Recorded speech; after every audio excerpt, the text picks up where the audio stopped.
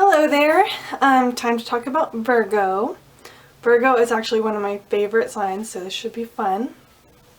I have a 6th house stellium. Not that that means anything if you don't know much about astrology. But it basically means that I have a lot of Virgo energy. So I really feel Virgos. Like I kind of understand them a little bit and I really like them. Virgo is an earth sign. It is the 2nd earth sign in the zodiac, and it is the 2nd mutable sign also. First thing I think about when I think about Virgo is duty and service, and that is largely what the sign of Virgo is concerned with. Very detail-oriented, very willing to help others, willing to be of service to others. My brother is actually a Virgo, and he's very much like this. He's the one in the family who's always doing the little things, and he complains about it a lot, but he's still the one doing all the little things for everybody, and he really enjoys it. The only thing that he doesn't like is when people don't appreciate the stuff that he does, but he enjoys being the person that's doing that for everybody, who's taking care of everybody. It's very much where he finds his identity. And like, he's the one taking the trash out. He's the one, my mom has this business, so he kind of helps her with all the little things involved in that business. He does the heavy lifting and stuff because he's, the strapping young man and everything. Another thing about Virgos is that they are extremely intelligent because they're also ruled by Mercury, just like Gemini. But Gemini and Virgo express this mercurial energy in very different ways. Gemini is more about communication. Virgo is more about, I would say, sort of like nervous energy, always needing to be taking care of something, always needing to be busy, always needing to be on the move, and needing things to be a certain way. Very meticulous. Virgo will be like the coworker who absolutely has to have everything filed a certain way. Virgo will be the person who needs you to do things a certain way, even if it really doesn't affect them. That's sort of something that can be irritating about Virgos. But to me, it's just cute because I absolutely love Virgos, but they need to have things a certain way. And a lot of people who know anything about astrology say that Virgos are really anal and really like clean freaks and stuff. That's not always how it manifests.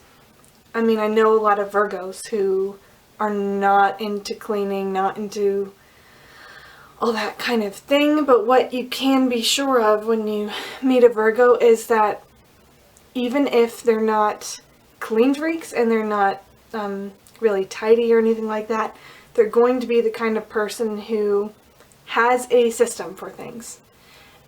Even if it's a weird system and it's a backward system and doesn't make sense to anybody else, they're going to have a system and they want that system adhered to.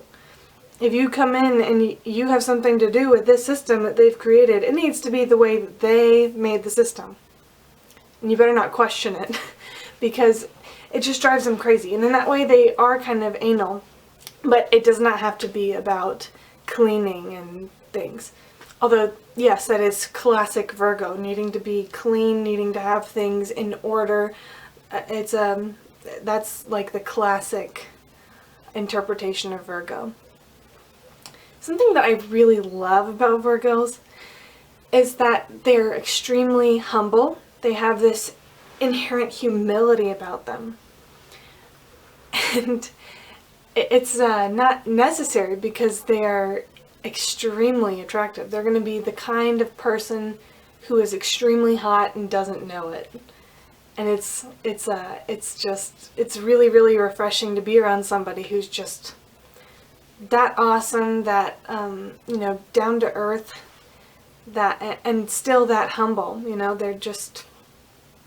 They don't have this kind of ego complex thing going on.